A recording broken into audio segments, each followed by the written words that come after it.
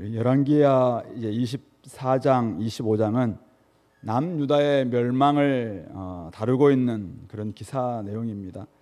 우리가 지난 시간에 봤던 것처럼 여호야김, 그러니까 요시야 왕의 아들들이죠.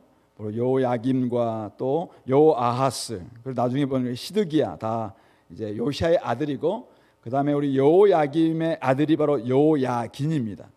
여호야김 때 우리가 지난 시간에 봤던 것처럼 24장 전반절에 보시면은 11년 동안 유다를 다스렸지만은 여호와 앞에서 악을 행했던 여호야김, 여호와께서 그 종 선지자들을 통해서 하신 말씀과 같이 여러 나라의 군대들이 와서 유다를 쳤다는 것이겠죠. 그래서 왜 이런 일이 벌어졌는가? 24장 3절에 나와 있는 것처럼 이 일이 유다에 임함은 여호와의 말씀대로 그들을 자기 앞에서 물리치고자 하심이었다.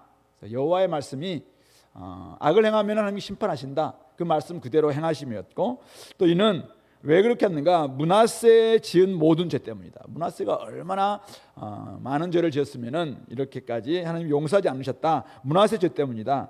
무죄한 자의 피를 흘려서 그 피가 예루살렘에 가득하게 하였고, 그래서 하나님께서는 원래 인자가 풍성하신 하나님이심에도 불구하고 또 용서하기를 정말 좋아하시는 하나님이신데도 불구하고 여호와께서 사하기를 즐겨하지 아니하셨기 때문에 결국은 여호야김 때 이렇게 이런 일들이 벌어졌다, 그 이야기를 우리가 전반절에 해서 살펴봤습니다. 그리고 오늘 이제 24장 8절부터 24장 17절까지가 바로 여호야김의 아들 여호야긴, 그러니까 우리 마지막 왕이 시드기야인데, 시드기야가 유다의 20번째 왕이거든요. 19번째 왕인 여호야긴, 이때 어떤 일이 벌어졌는가? 그리고 24장 18절부터 25장 7절, 물론 마지막까지입니다만은 오늘 읽었던 7절까지는 마지막 왕인 유다 왕 시드기야, 결국은 여호야김의 동생이자 여호야긴의 삼촌, 그가 이제 시드기야인데, 시드기야 때는 또 어떤 일이 벌어졌는가? 결국은 하나님께서 이 기간 동안에 유다가 이제 멸망할 수밖에 없었는데 왜 이렇게 이들을 멸망시키셨는가? 그 이야기를 오늘 다루고 있습니다. 우리 한번 살펴보겠습니다. 24장 8절입니다. 여호야긴이 왕이 될 때 나이가 18세, 18살입니다. 그리고 예루살렘에서 여기도 석 달, 우리 자기 삼촌이었던 여호아하스도 우리 석 달 다스렸잖아요. 근데 여기도 석 달 다스립니다. 그의 어머니 이름이 나와 있습니다. 그리고 예루살렘 엘라단의 딸이다. 근데 중요한 것은 9절입니다. 평가. 여호야긴 석 달 그가 다스렸는데 평가가 뭐냐면은 그의 아버지 여호야김의 모든 행위를 따라서 여호와께서 보시기에 악을 행하였더라라는 것입니다. 짧게 다스렸던, 길게 다스렸던, 여호와 앞에서 악을 행하였다면, 여호와 보시기에 악을 행하였다, 그렇다면 그것은 하나님의 심판을 당할 수밖에 없겠죠. 바로 그 모습이 바로 10절부터 오늘 17절에 나와 있는 바벨론 왕이 쳐들어와서 이제 예루살렘을 함락했던 그 사건을 지금 다루고 있는 것입니다. 한번 살펴보겠습니다. 그때 바벨론 왕 느부갓네살의 신복들이 예루살렘에 올라와서 그 성을 에워쌉니다. 느부갓네살도 이때 올라왔는데요. 느부갓네살도 그 성에 이르니 이때가 BC 598년, 597년 바로 이때입니다. 이때 바벨론 왕 느부갓네살이 쳐들어오니까 이 여호야긴이 미리 항복 비싸게 합니다. 싸워봤자 안 될 것이다라는 걸 알았겠죠. 그래서 영접하는 것 같은 이런 이제 모습으로 12절 보니까 유다의 왕 여호야긴이 그의 어머니와 신복과 또 지도자들과 내시들과 함께 바벨론 왕에게 나아갑니다. 나가서 항복하니까 결국 얘들을 잡았죠. 사로잡습니다. 이때가 바로 바벨론 왕 8째 해 597년입니다. BC. 그랬는데 이렇게 했는데 어떻게 됐느냐? 항복했으니까 이제는 너희들 항복했네. 그냥 이렇게 너희들 항복했으니까 내가 이제 왕으로 계속 유지할 수 있도록 하겠다라는 게 아니라 13절부터 어떻게 이 느부갓네살이 예루살렘을 지금 회파하고 있는가, 이것을 다루고 있습니다. 여호와의 성전의 모든 보물과 왕궁 보물을 다 집어냅니다. 다 가져갔죠. 이미 예루살렘의 신, 예루살렘의 왕은 자기의 이제 뭐 한마디로 정복자가 정복민이 되었다라는 것을 이야기하고 있는 것이죠. 그리고 이스라엘의 왕 솔로몬이 만든 것, 곧 여호와의 성전의 금그릇도 다 파괴합니다. 이것은 바로 여호와의 말씀과 같이 되었다 이렇게 이야기합니다. 여호와의 말씀이 뭘까요? 한번 우리가 찾아볼까요? 열왕기하 20장입니다. 우리 히스기야 때 하셨던 말씀인데요. 자, 20장 열왕기하 20장 13절 17절 말씀 볼게요. 20장 13절 말씀 보면은 우리 598페이지예요. 히스기야가 사자들의 말, 그러니까 당시에 바벨론의 이제 바벨론 왕, 그때는 왕 이름이 브로닥 발라단이에요. 이 사람이 이제 결국은 히스기야가 병들었다가 나았다는 소문을 듣고는 이제 이렇게 위문차 사람을 보냈습니다. 이때 히스기야가 사자들의 말을 듣고 자기 보물고의 금은, 향품, 보배로운 기름, 군기고 그리고 창고의 모든 것을 다 사자에게 보여줬습니다. 왕궁과 그의 나라 안에 있는 모든 것 중에서 히스기야가 그에게 보이지 않는 것이 하나도 없었던 것이죠. 이때 선지자 이사야가 뭐라고 이야기했습니까? 쭉 이야기하는데 17절 18절 말씀입니다. 여호와의 말씀이 지금 이사야가 지금 히스기야에게 하는 말이에요. 날이 이르리니 왕궁의 모든 것과 왕의 조상들이 오늘까지 쌓아두었던 것이 바벨론으로 옮긴 바 되고 하나도 남지 아니할 것이요, 또 왕의 몸에서 날 아들 중에서 사로잡혀 바벨론 왕궁의 환관이 되리라 하셨나이다. 이 이사야 선지자가 지금 히스기야에게 전했던 그 말씀이죠. 바로 그 말씀 그대로 오늘 다시 이제 우리 24장 13절 보시면은 여호와의 말씀과 같이 되었다. 결국은 솔로몬 왕 때 만들었던 금그릇이나 또 무기고 있었던 거, 보물고 있었던 것, 또 성중에 있었던 창고에 있었던 거 다 그쪽에서 가져갔다, 그런 이야기를 하고 있습니다. 뿐만 아닙니다. 14절 보시면은 예루살렘의 모든 백성, 또 지도자, 모든 용사, 그리고 그 10,000명이라고 이야기하고 있어요. 모든 장인과 모든 대장장이를 다 사로잡혀 갑니다. 이 사람들 있어야지 무기도 만들 수 있고, 이 사람들 있어야지 다 차기 지도 만들 수도 있고 막 이럴 텐데, 이런 사람들을 다 데려갔다는 것이죠. 이때 잡혀간 사람 중에 하나가 이제 바로 에스겔입니다. 에스겔 선지자도 이때 잡혀가게 됐죠. 그래서 그 땅에는 비천한 자 외에는 그 땅에 남은 자가 없었더라, 그렇게 이야기를 하고 있습니다. 뿐만 아닙니다. 15절 보시면은 여호야긴을 바벨론으로 사로잡아 갑니다. 여호야긴 왕도 이제 항복을 했어요. 근데 그를 사로잡아 갑니다. 그의 어머니, 왕의 어머니와 왕의 아내들, 내시들, 나라의 권세 있는 자도 예루살렘에서 바벨론으로 사로잡아 가고, 예루살렘에서 바벨론으로 사로잡아 가는 이런 표현이 지금 15절 16절에 계속 반복해서 나오고 있는데요. 여호야긴과 왕족들 다 바벨론으로 사로잡아 갔습니다. 그리고 16절 보시면 용사 7,000명, 장인, 대장장이 1,000명, 용감하여 싸울 만한 사람들, 모든 사람들도 바벨론으로 사로잡아 갑니다. 그리고 17절에 바빌론 왕이 또 여호야긴의 숙부 마따니아를 이제 이름을 시드기야 이렇게 이름을 고치고는 대신해서 허수아비 왕으로 시드기야 왕을 세웠다라는 이야기를 하고 있습니다. 원래 마따니아, 여호와의 선물이라는 뜻을 가지고 있는 그의 이름을 이제는 여호와는 의롭다, 여호와는 공의롭다라는 이름으로 이제 바꿉니다. 그래서 그 자신들의 행위가 여호와께서 지금 하신 정당한 행위다, 뭐 그런 이름을 가지고 이런 표현을 쓴 게 아닐까 생각합니다. 그러니까 결국 자신들이 지금 이렇게 하고 있는 것은 여호와께서 시키서 하는 것이다, 자신들의 행동을 정당화하기 위한 이런 이름을 바꾸는 거겠지만은 결국 이걸 통해서 하나님께서 이렇게 허락하신 것이 아닌가라는 생각도 하게 됩니다. 어쨌든 이것이 바로 오늘 17절까지가 여호야긴 시대 때 이 예루살렘이 함락되고 또 회파된 이런 1차 함락, 이것을 좀 보여주고 있습니다. 아직은 완전 망한 건 아니에요. 나중에 이제 시드기야가 또 다시 배반하기도 하고 또 그분이 남아 있는데, 어쨌든 이렇게 해서 지금 여호야긴이 여호와 앞에서 악행을 하니까, 악을 행하니까 하나님께서 이렇게 심판하셨다라는 이야기를 하고 있는 것입니다. 오늘 중요한 부분이 뭐냐면은 아까 제가 봤던 것처럼 15절에도 여호야긴을 비롯해서 모든 사람들을 바벨론으로 사로잡아가고 여호야긴을 바벨론으로 사로잡아가고 왕의 왕족들과 그다음에 내시들 나라의 권세 있는 자도 예루살렘에서 바벨론으로 사로잡아가고 그리고 16절에는 용사 7,000명과 대장장이 1,000명과 용감하게 싸울 만한 사람들도 바벨론으로 사로잡아갔다 이 표현입니다.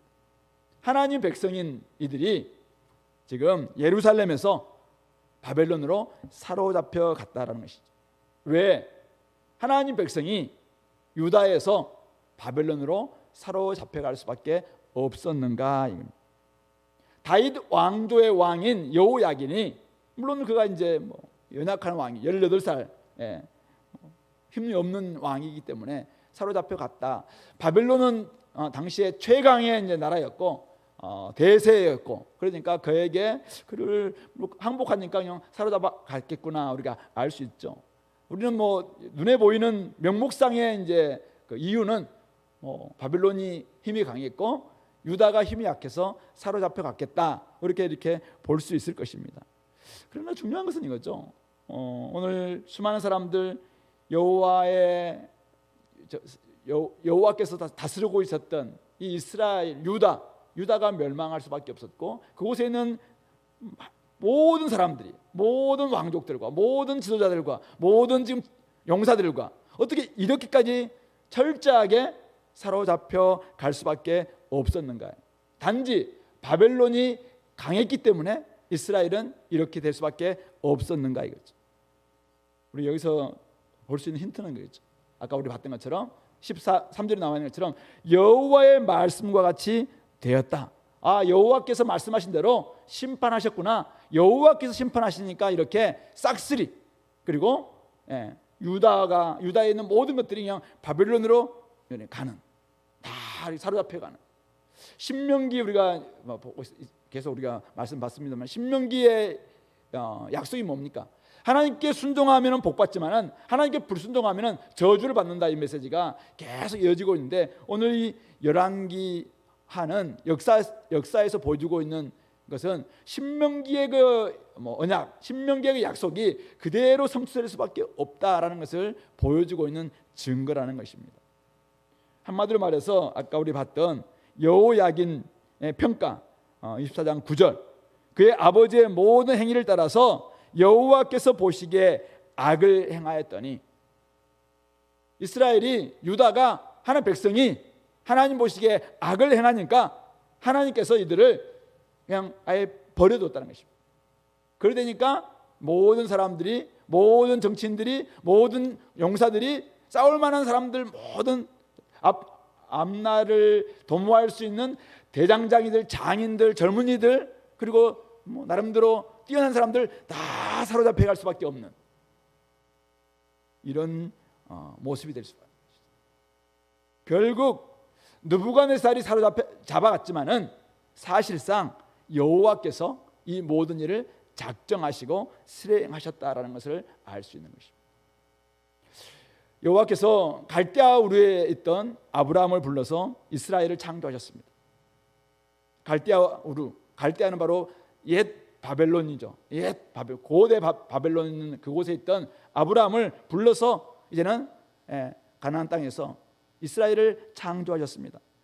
이스라엘로 하여금 온 땅을 향한 복의 통로가 되도록 하기 위해서 하나님께서는 이 아브라함을 부르셨고 이스라엘을 창조하셨습니다. 그런데 그들이 하나님과 언약을 맺고 하나님만을 섬기고 하나님께 온전히 좀 의롭게 살아내야 되는데도 불구하고 그런 삶을 포기하니까 결국 하나님을 저버리니까 결국 하나님께서는 그들에게 주셨던 영광스러운 이름도 아예 훼손하게 그냥 영광스러운 이름도 버리셨습니다. 그리고 그에게 주셨던 그들에게 주었던 사명을 그들이 망각하니까 하나님께서 결국 이렇게 그냥 내버려 두시는 것이죠. 하나님 앞에서 악을 행하는 그들 사명도 망각하고 거룩하신 하나님의 이름도 훼손하고 그리고 자신들의 영광스러운 이름도 그냥 귀하게 여기지 않는 그들을 하나님께서 어떻게 그냥 아예 옛날 자신들의 고향이죠. 옛날 그곳 바로 그냥 바벨론으로 지금 돌려보내는 것입니다. 여호와의 말씀과 같이 그들을 바벨론으로 다시 보내셨다. 이것은 죄에 대한 심판인 것입니다. 악에 대한 철저한 하나님의 응징이자 심판이다라는 것을 볼 수가 있는 것입니다. 하나님은 오늘도 죄에 대해서 심판하시는 분이십니다. 그런데 놀라운 것은 뭐냐입니까?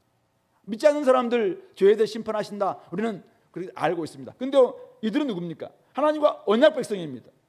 하나님의 그 영광스러운 이름을 다 가지고 있는 이들입니다. 하나님이 누구보다도 늘 사랑하고 주목하고 있고, 여전히 지금 그들을 통해서 온 세상을 정말 구원하시고자 했던 하나님의 가장 귀한 제사장 나라였습니다. 왕 같은 족속들이었습니다. 거룩한 나라였습니다. 그런데 그들이 하나님을 배반합니다. 그들이 언약을 배반합니다. 그들이 하나님과 짝하지 않습니다. 세상과 짝합니다. 우상 숭배합니다. 여전히 음란합니다. 음행을 저지릅니다. 바람을 피우는 것입니다. 그러니까 하나님이 그냥 쫓아내는 것이죠. 이게 바로 죄에 대한 심판인 것이죠. 그것을 말씀대로 하셨다, 말씀과 같았다, 이렇게 말하고 있는 것입니다. 하나님 말씀은 그대로 응한다는 것이죠. 하나님의 경고 정확하게 성취되었는 것입니다. 왕과 백성이 하나님의 경고를 허투루 들은 결과 하나님이 끊임없이 선지자를 통해서 경고하셨음에도 불구하고 그 경고를 그냥 귓등으로 듣는 겁니다. 근데 그 경고는 신실하신 미쁘신 하나님의 말씀이었습니다. 그래서 심판은 임할 수밖에 없었다라는 사실입니다. 자신들을 지켜줄 것이라고 생각했던 여호와 하나님께서 지금 심판자처럼 행하시고 계시는 것입니다. 하나님은 더 이상 유다의 편이 되지 않고 있습니다. 그들을 철저히 벌으시고 계시는 것입니다. 왜 그렇습니까? 그들은 나름대로 신앙을 가지고 있다. 신앙의 상징이라고 할 수 있는 여호와의 성전도 가지고 있었습니다. 신앙의 상징이라고 할 수 있는 나름대로 율법도 가지고 있었습니다. 신앙의 상징, 언약 백성이라고 상징하는 할례도 받은 사람들이었습니다. 근데 하나님이 그곳에 계시지 않았어요. 껍데기라는 껍데기. 하나님 없는 신앙, 껍데기에 불과한 것입니다. 하나님 없는 신앙의 형식들, 이것은 그냥 허울 좋은 외필 뿐인 것입니다. 하나님이 없는 성전, 허울뿐입니다. 허울뿐인 것.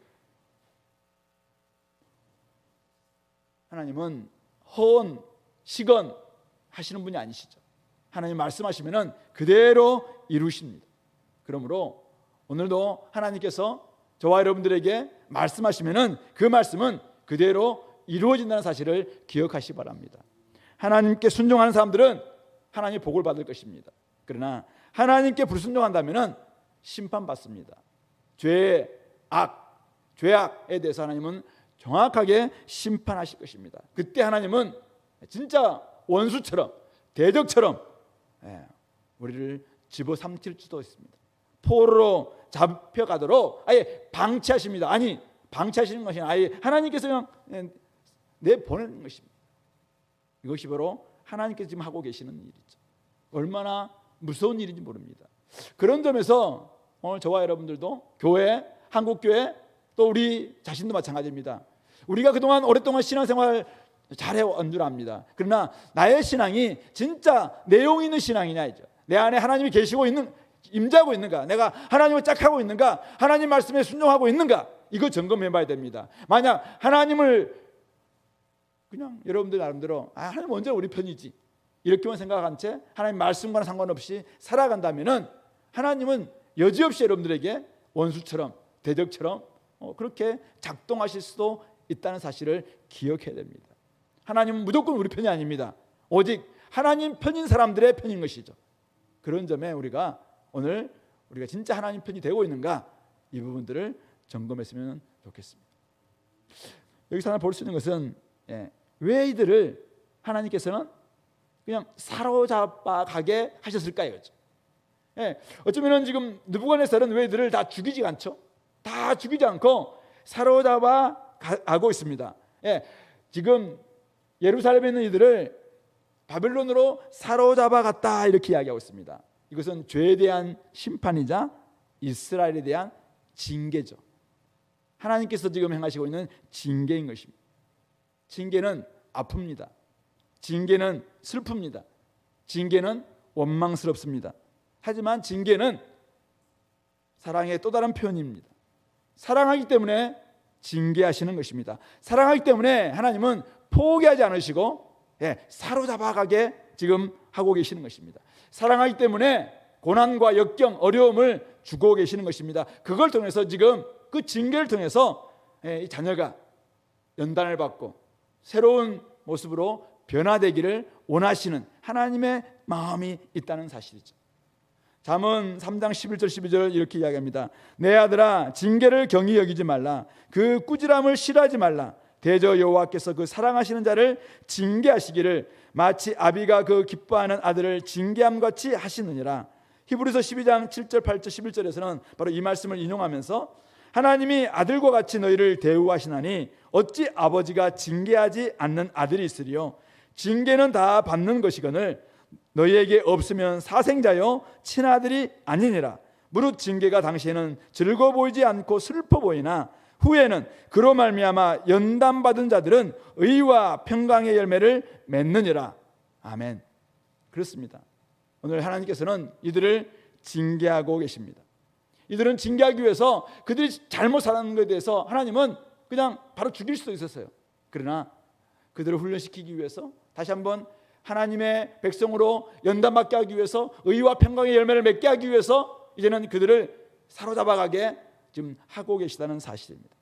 하나님이 오늘 우리 인생에게 바로 우리가 죄를 범할 때마다 오제 되면 바로 심판하실 수도 있어요. 근데 하나님 우리에게 징계하십니다. 여러 가지 말씀도 살지 못하고 말씀의 원리대로 살지 못하고 여전히 자신의 욕심과 자신의 야망과 자신들의 온갖 세상적인 정욕에 이끌어 살아갈 때 하나님은 여러 가지 방식으로 징계하십니다. 그 징계는 아픕니다. 그 징계는 슬픕니다. 그 징계는 내가 버림받은 것이 아닌가 생각할 정도로 힘듭니다. 그러나 하나님께서 사랑하시기 때문에 징계를 주시는 것입니다. 그들을 새롭게 하기 위해서, 우리를 새롭게 하기 위해서, 변화시키기 위해서 하나님은 징계하시는 것입니다. 히브리서 기자는 이렇게 이야기합니다. 그러므로 우리는 죄와 함께 싸워야 된다.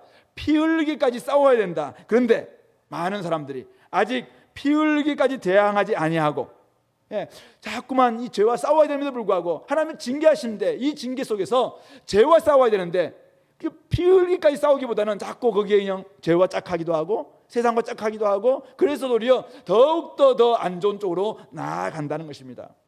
오늘 우리 삶 가운데서 하나님이 징계하기 위해서 여러 가지 어려움을 우리에게 주실 것입니다. 하나님이 우리를 새롭게 하기 위해서 또 다른 우리의 고난과 어려움을 주실 것입니다. 그럴 때 우리가 어떻게 해야 됩니까?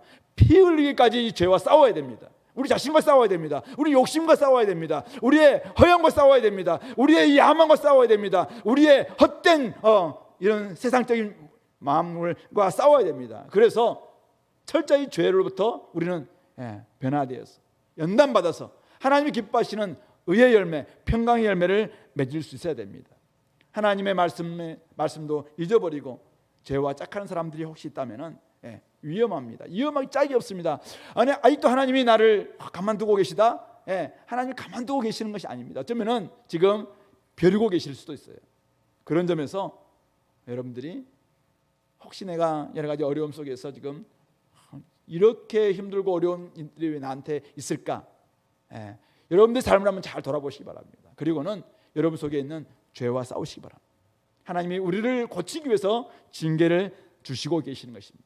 결국 연단을 받아서 의와 평강의 열매를 맺기까지 우리는 인내해야 됩니다. 연단을 받아야 됩니다. 그래서 거기에서 정말 정금같이 믿음을 가지고 단련된 믿음을 가지고 하나님을 더욱더 믿고 나아갈 수 있는 그런 하나님의 자녀들 되기를 간절히 원하신다는 사실이죠. 그런 점에서 저와 여러분들 혹시 지금 여러 가지 어려움이 있습니까? 가정에 어려움이 있나요? 자녀들에게 어려움이 있나요? 아니면 공동체 가운데서 어려움이 있습니까? 우리가 지금 해야 될 게 뭘까요? 피 흘리기까지 죄와 싸워야 됩니다. 피 흘리기까지 나의 세상적인 야망과 싸워야 됩니다. 피 흘리기까지 나의 불순종의 마음과 싸워야 됩니다. 피 흘리기까지 우리의 아직도 되먹지 못한 나의 이 자존심 이거 싸워야 됩니다. 그렇지 않으면 소망이 없습니다. 소망이 없습니다. 하나님은 우리에게 그걸 기대하면서 지금 징계하시는데도 불구하고 그걸 알지 못한 채 여전히 헛된 길로 간다면 진짜 우리는 사생자가 될 가능성이 있습니다. 그런 점에서 오늘 하나님 주신 징계다 생각하신다면 더더욱 연단 받으시고 또 인내 가운데서 믿음으로 승리할 수 있는 우리 공동체 될 수 있기를 바랍니다. 이제 두 번째로 우리 시드기야의 한번 모습 보겠습니다. 우리 24장 18절에 시드기야가 왕이 될 때 나이가 21세입니다. 예루살렘에서 11년간 다스리는데요. 그의 어머니 이름이 하무달입니다. 하무달. 림나인 예레미야의 딸, 앞에서 봤던 우리 여호아하스와 같은 어머니다라는 걸 알 수 있겠죠. 그러니까 여호야김과는 다른 배다른 동생입니다. 근데 그가 19절 여호야김의 모든 행위를 따라서 여호와 보시기에 악을 행합니다. 여호야김 그리고 이 시드기야 둘 다 친애굽주의자입니다. 그러면서 예레미야 선지자는 끊임없이 지금 바벨론에 대해서 바벨론으로 사로잡혀 갈 텐데 바벨론에 대해서 거기에 굴복하고 거기 가서 하나님 우리를 회복할 것을 기대하라고 끊임없이 메시지를 전함에도 불구하고 이 여호야김도 이 시드기야도 예레미야의 메시지를 절대 듣지 않습니다. 거의 선지자들의 말을 듣고 그래서 결국 여호와 보시기에 악을 행하게 됩니다. 그 결과가 뭔가요? 20절이죠. 여호와께서 예루살렘과 유다를 진노하심이 그들을 그 앞에서 쫓아내실 때까지 이르렀더라. 여호와의 진노하심이 바로 그들을 좀 이르렀다라고 이야기하고 있습니다. 바로 그 사건이 시드기야가 바벨론 왕을 배반한, 결국 바벨론이 시드기야를 이제 여호야긴을 데려가고 결국 허수아비 왕으로 시드기야를 세워놨거든요. 근데 어느 정도 그러니까 바벨론이 좀 이렇게 약화되는 것 같으니까 금방 이 시드기야가 배반하게 됩니다. 그래서 25절 보니까 시드기야 제9년 열째 달 10일 그러니까 10월 10일입니다. 9년 10월 10일에 바빌론 왕 느부갓네살이 모든 군대를 거느리고 자신을 배반했던 시드기야를 치기 위해서 쳐들어옵니다. 예루살렘을 치러 올라와서 그 성에 진을 치고 토성을 쌓고 공성태를 막 보내고 막 이렇게 해서 결국 시드기야 제11년 포위가 돼서 11년 넷째 달 9일 그러니까 11년 4월 9일 날 성중에 기근이 심해서 아예 그 땅 백성이 다 양식이 떨어진, 그러니까 함락되는 것이 되게 되는 것이죠. 그러니까 제9년 10월 달에 쳐들어와서 11년 4월이니까 18개월입니다. 18개월. 연수로는 3년이지만은 개월수로는 18개월. 1년 6개월 만에 이들이 함락이 됩니다. 함락이 돼서 결국 이 안에서 어떤 일이 벌어집니까? 참혹한 결과가 나오는데요. 3절 하반절부터 보시면은 성중에 기근이 심해서 그 땅 백성이 양식이 다 떨어집니다. 그러니까 성벽도 파괴되고 모든 군사가 밤중에 도망을 치죠. 왕의 동산 견문길로 도망해서 갈대아인들이 그 성읍을 에워쌌으므로 그들이 아라바길은 이제 예루살렘에서 여리고로 해서 그 요단강 쪽으로 해서 올라가는 그 길 쪽인데요. 그 길로 몰래 밤에 도망을 칩니다. 도망을 치는데 결국은 이들이 갈대아 군대가 쫓아와요. 그래서 5절 보니까 결국 그 왕을 쫓아가서 어디에서 잡히냐면은 여리고 평지에서 잡힙니다. 여리고 가나안 땅을 정복할 때 가장 먼저 정복했던 도시가 바로 여리고 성이잖아요. 근데 지금 예루살렘이 망하는 그 지점 그가 결국 예루살렘도 망하고 지금 이 시드기야가 잡혔던 곳도 여리고입니다. 지금 여리고에서 시작해서 여리고에서 끝난 것 같은 이런 지금 느낌인데요. 어쨌든 그가 잡힙니다. 그래서 왕의 모든 군대가 그를 이제 떠나서 막 흩어지죠. 같이 도망쳤던 시드기야를 보호하면서 도망쳤던 군대들이 막 다 이제 흩어지게 된 것이죠. 그런데 6절 왕을 사로잡아서 림나라는 저 북쪽에 있는 그곳에 이제 그 바벨론 왕 느부갓네살의 헤드쿼터가 있었는데요. 바로 그곳에 끌고 갑니다. 끌려가서 신문을 얼마나 심하게 했냐면은 신문하게 되는데 7절 보니까 보는 앞에서 이 시드기야가 보는 앞에서 시드기야의 두 아들들을 다 죽이게 됩니다. 그리고 시드기야가 앞으로 절대로 반역하지 못하도록 두 눈을 뺍니다. 아예 두 눈을 다 빼죠. 그리고 노사슬로 그를 결박해서 바빌론으로 정말 짐승처럼 끌려가는 이런 참혹한 결과를 맞게 되는 것이죠. 이렇게 예루살렘이, 그리고 예루살렘의 마지막 왕이었던 시드기야가 이렇게 잡혀가는 이런 모습으로 오늘 25장 7절까지 마무리되고 있는 것이죠. 시드기야 왜 이렇게 됐을까요? 아까 우리 24장 19절에 나와 있는 것처럼 그가 여호야김의 모든 행위를 따라 여호와 보시기에 악을 행하였고, 악을 행한 결과가 결국 여호야김처럼 바벨론을 배반하였고, 결국 그는 이런 바빌론에 의해서 철저히 망하게 됐다. 근데 우리는 사실 궁금하잖아요. 아니 바빌론이 오면 당연히 저항하는 것이 당연한 건 아니겠습니까? 바벨론 외세가 침입했다면은 적어도 예루살렘의 왕이라면은, 또 유다의 왕이라면 당연히 배반하고 거기에 항거하다가 이렇게 끌려가는 거, 이게 사실은 더 떳떳하고 정당한 거 아니냐 이렇게 볼 수가 있는데요. 이거는 하나님 말씀에 근거하지 않았기 때문에 그렇습니다. 그 말씀 보겠습니다. 우리 예레미야 27장 말씀인데요. 예레미야 27장 구약성경 1094페이지입니다. 예레미야 27장 12절부터 15절 말씀.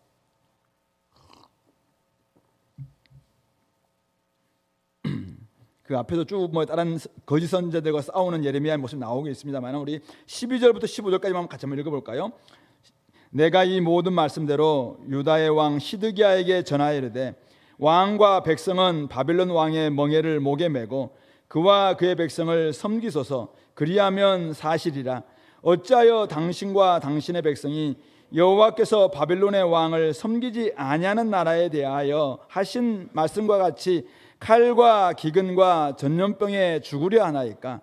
그러므로 당신들은 바빌론의 왕을 섬기게 되지 아니하리라는 선지자의 말을 듣지 마소서. 그들은 거짓을 예언함이니이다. 이는 여호와의 말씀이니라. 내가 그들을 보내지 아니하였거늘 그들이 내 이름으로 거짓을 예언하니 내가 너희를 몰아내리니 너희와 너희에게 예언하는 선지자들이 멸망하리라. 당시에 바빌론이 막 쳐들어왔을 때, 쳐들어오려고 할 때 많은 거짓 선지자들이 있었습니다. 무슨 소리냐? 당연히 바빌론에 우리가 항거하고 우리는 여호와의 성전도 있고 우리는 나름대로 하나님의 언약 백성이고 하나님 우리 편이신데 무슨 말이냐? 하나님 우리를 지켜주신다. 그러므로 무조건 우리 바빌론에 대항해야 된다. 저 지금까지 해왔던 대로, 우리 선왕들이 해왔던 대로 애굽을 의지해서 저 바빌론을 대항해야 된다. 이렇게 주장했던 사람들이 있었습니다. 근데 이 예레미야는 하나님으로부터 메시지가 뭐냐면, 하나님의 계획은 뭡니까? 이들을, 지금 이 죄 많은 이들을 바빌론에 데려가서 70년 동안 이들을 완전히 풀무불에서 정말 훈련시켜서 정금 같은 새로운 민족으로 만들기를 원하시는 하나님의 큰 계획이 있었거든요. 그 계획을 가지고 지금 예레미야를 통해서 말씀을 주심에도 불구하고 이들은 거짓 선자들은 끊임없이 예레미야를 거짓 선자라고 이야기하면서 막 괴롭히고 있는 그런 부분이죠. 이럴 때 여호와의 말씀, 저들은 거짓 선자다. 저들은 저렇게 저들 말 듣게 되면은 결국 바빌론에 대항했던 나라들이 칼과 기근과 전염병에 죽는 것처럼 그렇게 될 것이다. 이런 메시지를 이 예레미야 선자가 계속 이야기했다는 것이죠.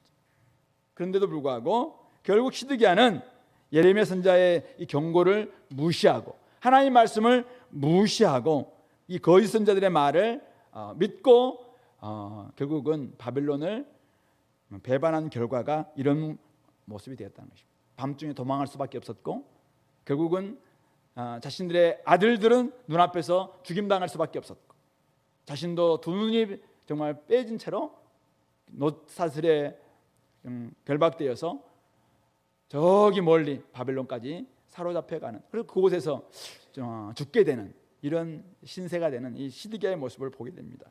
거룩한 도성도 남유다도 하나님의 나라도 지킬 수 없는, 결국 하나님 말씀을 듣지 않고 하나님의 경고를 무시한 채 자신들이 나름대로 옳다고 생각하는 그런 메시지와 또 그 마음을 가지고 합한 결과가 결국 이런 꼴이 되었다. 이것이 바로 BC 586년 남유다가 멸망한 바로 그 모습이다라는 것을 이야기하고 있는 것입니다.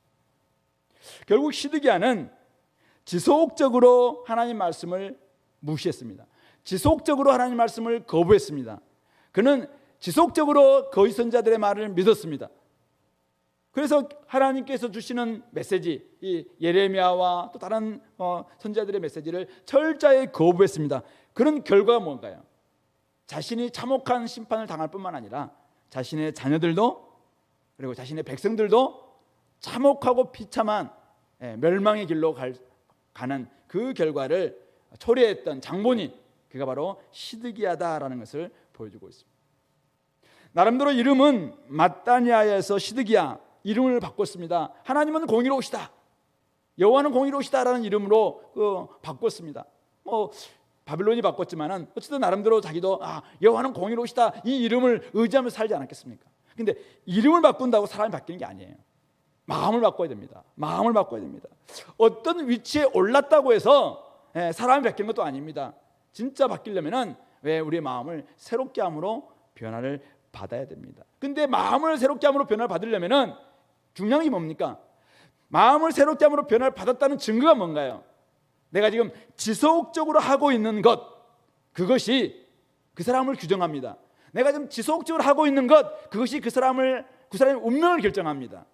그 사람을 이끄는 힘이 뭐냐면은 내가 지금 지속적으로 하고 있는 것, 바로 그것이 그 사람입니다. 내가 지금 지속적으로 하나님 말씀과 기도를 사모하고 지속적으로 하나님 말씀과 짝하고 있습니까? 그 사람은 경건의 사람이 될 것입니다.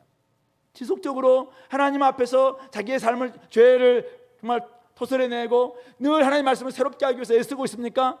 그는 하나님의 사람이 될 것입니다. 공부를 지속적으로 하고 있습니까? 그 사람에게는 지식이 습득될 것입니다. 하나님을 마음에 모시고 말씀을 통해서 하나님의 뜻을 지속적으로 분별하고 있습니까? 그 사람은 정말 하나님의 선하시고 기뻐하시고 하나님이 온전한들을 날마다 분별할 수 있는 그런 사람이 될 것입니다. 바울이 말한 영적 예배, 합당한 예배를 드릴 수 있는 그런 사람이 될 것입니다. 지금 내가 하고 있는 것, 그걸 내가 지속적으로 하고 있는 것, 그것이 나를 규정합니다. 그것이 나의 인격을 형성하고 나의 영성을 형성하고 나의 운명을 결국은 결정지을 수 있다는 사실이죠. 내가 지금 뭘 하고 있습니까? 이 세대를 본받지 말고 마음을 새롭게 함으로 변화를 받으라. 오늘 아침에 하나님이 우리에게 주셨던 말씀입니다. 정말 여러분들 그렇게 하고 있습니까? 이 세대를 본받지 말고, 본받지 말라고 하는데 지속적으로 이 세대를 본받습니다. 그 사람이 하나님 사람이 될 수 있을까요? 절대 될 수 없습니다. 그 사람 백날 천날 교회 나와도 지속적으로 하나님 이 세대를 본받고 있는데, 마음을 새롭게 함으로 변화를 받아야 함에도 불구하고 지속적으로 세대를 본받고 이 세대의 자랑을 꿈꾸고 있는데 어떻게 그 사람이 하나님의 사람이 될 수 있나요? 절대 안 됩니다. 절대 될 수가 없어요. 지속적으로 내가 하나님 말씀에 순종해야 됩니다. 하나님의 뜻이 무엇인지를 분별하고 오늘도 내가 말씀 앞에 그 말씀을 지켜야 돼 하나님의 사람이 될 수 있는 것이죠. 그런데 교회는 다니는데 PBS를 하는 것 같아. 그런데 아예 순종할 생각은 하지 않습니다. 그렇다면 그 사람의 결과 뻔합니다. 이 사람은 이 세대의 사람이 될 겁니다. 이 세상 자랑에 목을 매는 그런 사람이 될 수밖에 없을 것입니다. 그런 점에서 오늘 이 시드기야는 지속적으로 말씀을 거부한 사람이었습니다. 지속적으로 거짓 선자들의 말에 귀 기울였던 사람입니다. 그러니까 그 결과가 뭡니까? 자신도 지킬 수 없었고 자녀들도 지킬 수가 없었고 자기 민족들도 지킬 수가 없는 정말 무기력하고도 허약하고 허수아비와 같은 그런 왕이 될 수밖에 없었다는 것입니다. 마음을 바꾸어서 중심에 하나님을 모시기 바랍니다. 말씀을 통해서 하나님의 뜻을 지속적으로 분별하는 일에 순종하시기 바랍니다. 사람이 달라질 겁니다. 삶이 달라질 것입니다. 말씀을 여러분들이 연구하고 여러분들의 마음속에 중심에 하나님을 모시기 바랍니다. 그럴 때 여러분 속에 있었던 하나님 아닌 것들, 하나님 비슷한 것들, 하나님과 반대적인 것들, 하나님이 정말 싫어하는 것들, 이것을 토설해낼 수 있을 것입니다. 속 사람을 바꾸지 않고서는 사람이 바뀌지 않습니다.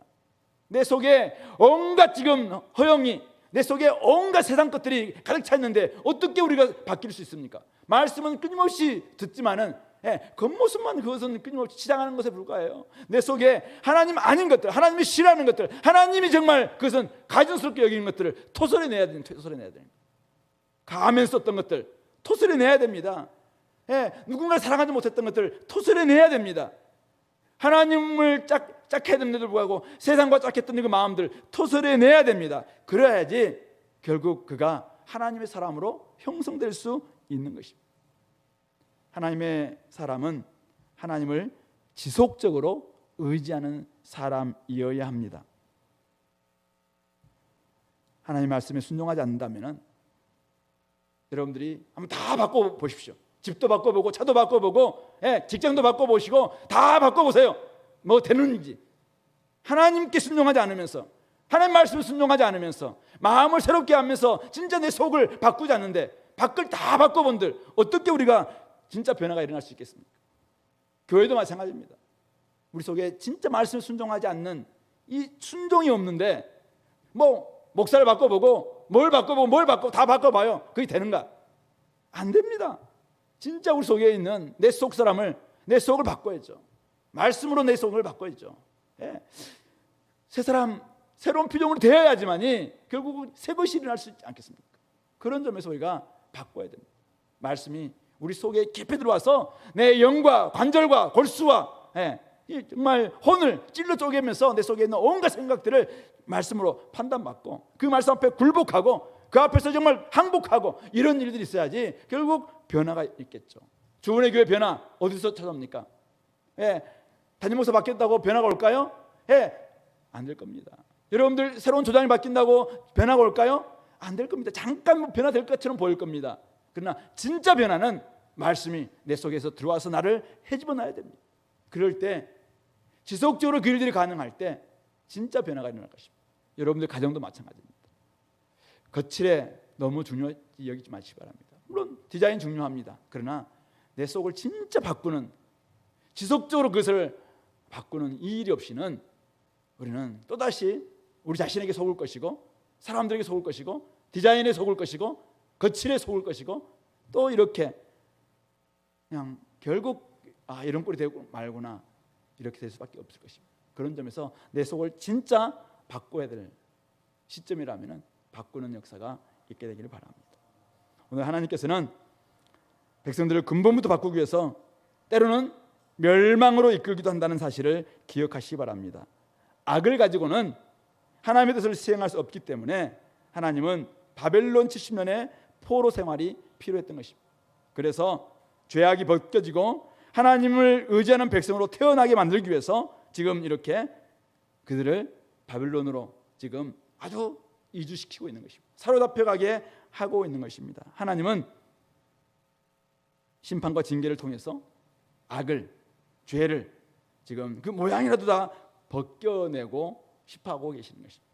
오늘 저와 여러분들, 오늘 하나님께서 진짜 우리에게 원하시는 것, 하나님의 새로운 사람입니다. 새로운 피조물입니다. 마음을 새롭게 함으로 말미암아 변화를 받아서 진짜 새 사람을 입는 것, 하나님이 오늘 우리에게 그걸 원하십니다.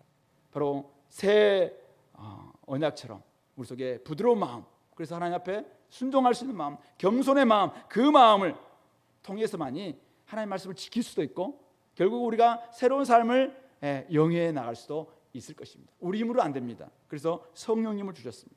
성령님과 더불어서 우리가 새로운 사람으로 거듭날 때만이 진짜 거기에서 하나님의 놀라운 일들이 이제는 벌어지게 될 것입니다.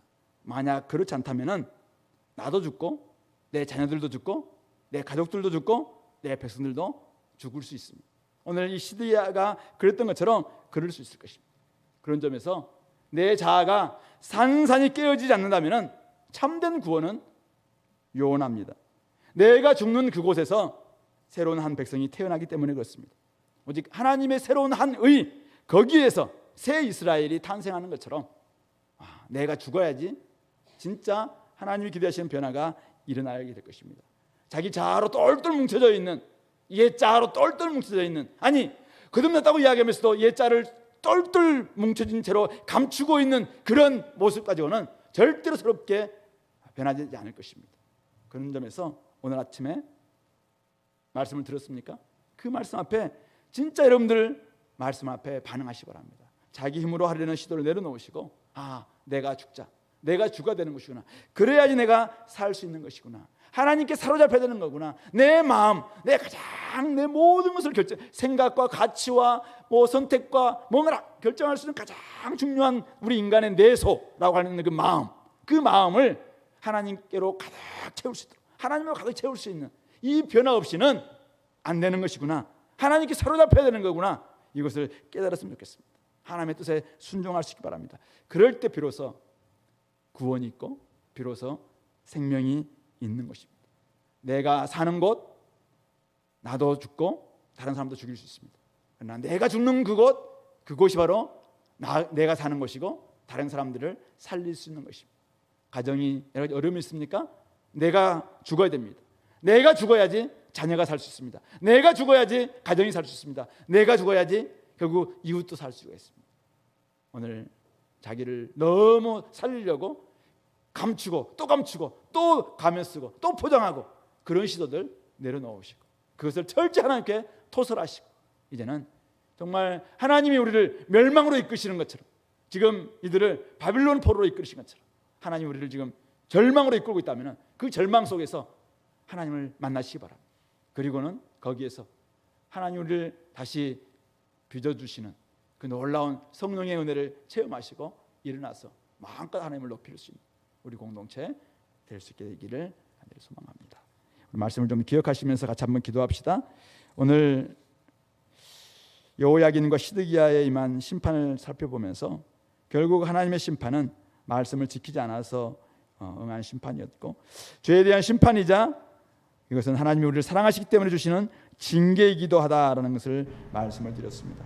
하나님께서는 우리가 지속적으로 하는 그걸 통해서 우리를 형성하고 계실 텐데, 내가 지금 지속적으로 하고 있는 것이 무엇인가 돌아보게 도와주시고, 내가 죽음으로 말미암아 정말 많은 사람들을 살리는 놀라운 역사가 있게 해달라고 같이 한번 기도하겠습니다.